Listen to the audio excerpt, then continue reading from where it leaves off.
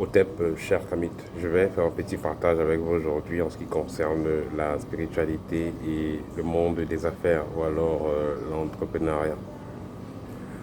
Certaines personnes pensent que on se lève un matin, on ouvre une entreprise qui va avoir un certain succès. Il est important de noter que déjà avant d'ouvrir une entreprise, on ne choisit pas n'importe quelle couleur, on ne va pas choisir n'importe quel symbole, on ne va pas choisir n'importe quel nom, parce qu'il faut faire un calcul au niveau du nom de l'entreprise, pour savoir la vibration qui va mieux avec le projet. Et une fois que vous avez fait cela, il sera important de faire certains rites pour renforcer l'aura de l'entreprise. Parce qu'effectivement, une entreprise est vivante. On peut la comparer à un égrégore.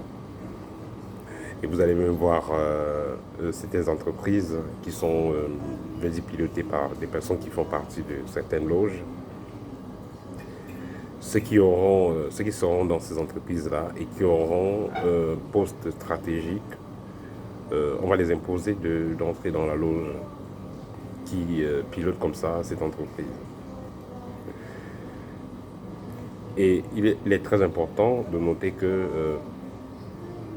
puisque la loge pilote dans certaines entreprises, certains patrons vont obliger donc certaines personnes qui ont certains postes, comme je disais tantôt, de prendre part de la loge ou d'entrer dans la loge. On va les obliger s'ils veulent avoir ces avantages.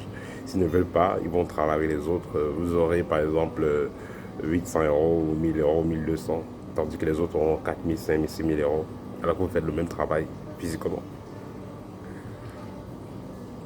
Et certaines personnes, on les oblige. Pourquoi? Parce que on va supposer que vous avez un certain parcours spirituel. On ne sait pas dans quoi vous étiez, où vous priez, où vous faisiez votre tradition. Mais le fait d'entrer dans la loge que votre patron vous impose d'entrer, dans cette loge qui pilote l'entreprise, parce que l'entreprise, on va dire que c'est lié à cet égrégore-là. L'entreprise lui-même déjà sur notre égrégore. Donc le fait d'entrer dans cette loge-là, ça fait en sorte qu'il puisse avoir le contrôle total sur vous et sur votre famille. Si vous n'entrez pas, il n'a pas le contrôle total.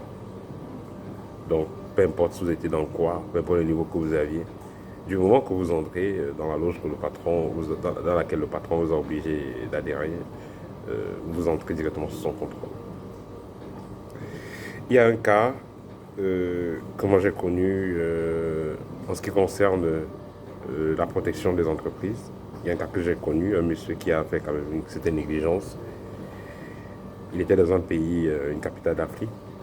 Il a ouvert des restaurants qui marchaient à merveille. Et justement, il ne s'était pas bien préparé. Les restaurants ont marché à merveille la première année. Et après, tous ces restaurants ont chuté. Il n'y avait plus de clients. Vous savez, quand vous ouvrez une entreprise, il y a des gens qui sont pas contents. Il y a des gens aussi qui veulent carrément prendre votre place parce que vous faites concurrence. Il y a des gens, même qui vous ne faites pas concurrence, ils veulent seulement prendre votre projet.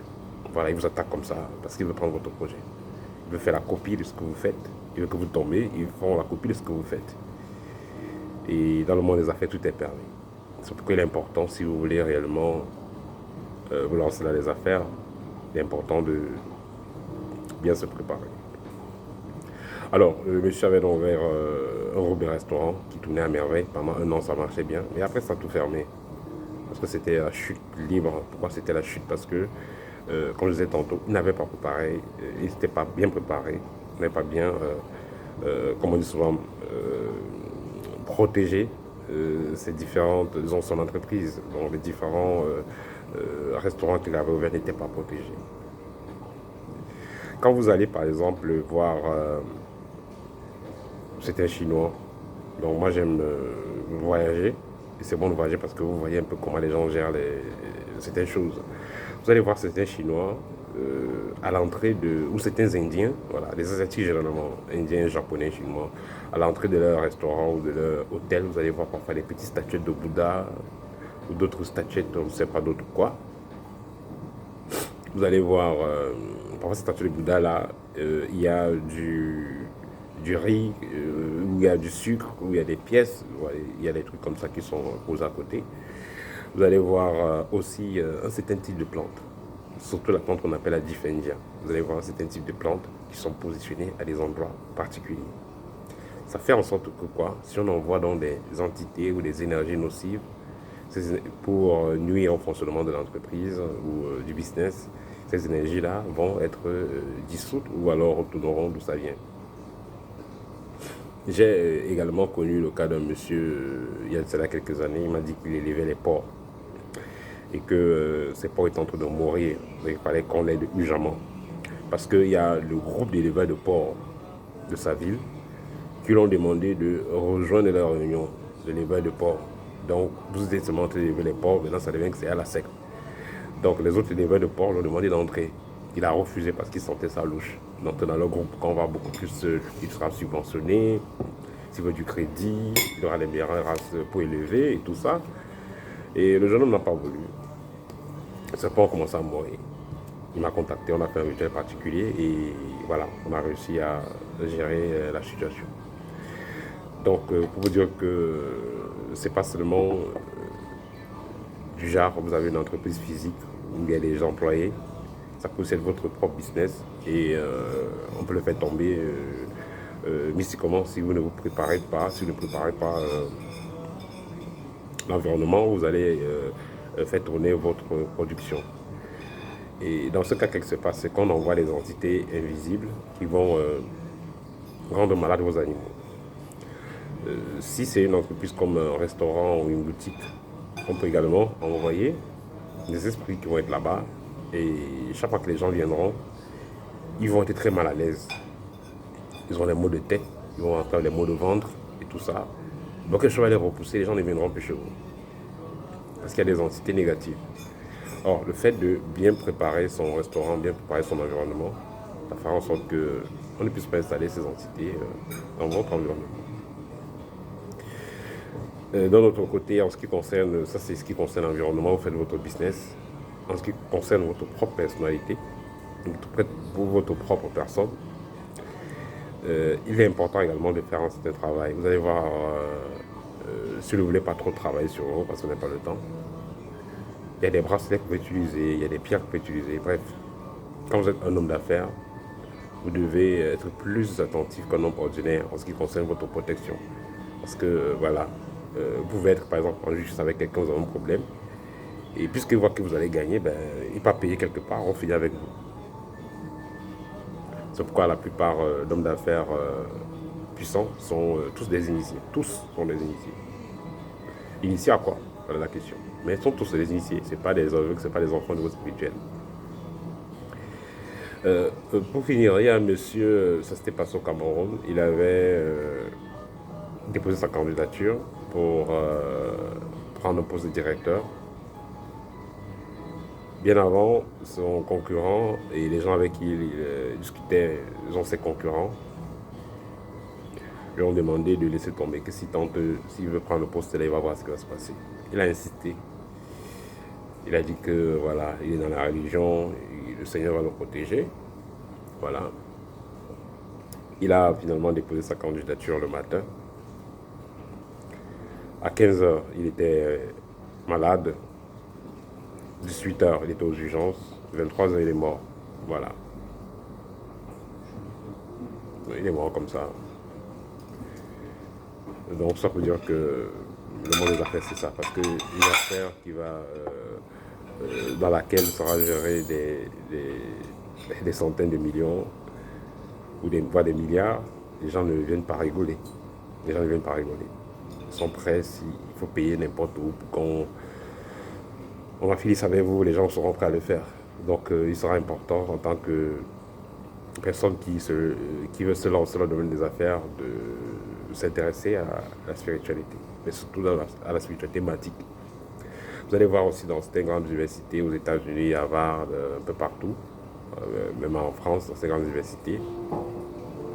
On copte souvent les universitaires dans des confréries et tout ça, des loges et tout, ce qui fait que quand le gars aura eu son doctorat, il est déjà très avancé quelque part. Voilà, je dis ça parce que ce sont des réalités. Dans certaines universités, ils proposent aux étudiants déjà dans des cercles, et on leur fait comprendre que s'ils sont là-bas, les affaires vont prospérer et tout et tout. Mais nous, en tant que CAMIT, il serait important de bien se préparer en ce qui concerne le travail sur soi-même, bien se préparer, bien mûrir son projet et avoir l'essentiel de connaissances qu'il faut pour faire grandir son projet. Comme j'ai dit, votre projet, votre entreprise, c'est aussi un égrégore. C'est une entité. Donc c'est à vous de savoir comment gérer cela, de apprendre à le faire. Certains gens pensent que justement pour réussir, faire tourner son il faut forcément être dans les loges lycéphétiques et tout. Non. Nous sommes une nouvelle génération qui encourageons et disons qui encourageons d'agir dans la maths. Nous encourageons d'agir dans la maths. Nous encourageons le travail sur soi. Nous encourageons le travail dans l'équilibre. Voilà, parce que quand vous travaillez avec les forces lycéphétiques, finalement vous devenez esclave de ces forces. Et on n'a pas besoin de ça parce qu'on a vu les gens faire ça et ça ne les a pas rendus heureux, ça n'a pas rendu la famille heureuse. Donc il est temps de upgrader, de travailler plus dans la maths. Dans ce sens, vous serez plus heureux et vos proches seront plus heureux. Ils vont donc bénéficier totalement du travail que vous allez faire. Parce que ce sera mathematique. Voilà, pour finir, il y a le livre A de Réunis, qui sera un outil très important pour le jeune entrepreneur. Ce livre est disponible, vous pouvez me contacter en direct. Et également la formation spéciale pour les entrepreneurs et chefs d'entreprise. Toutes mes formations se passent en direct via Skype et en privé. A très bientôt, cher Kamit Hôtel.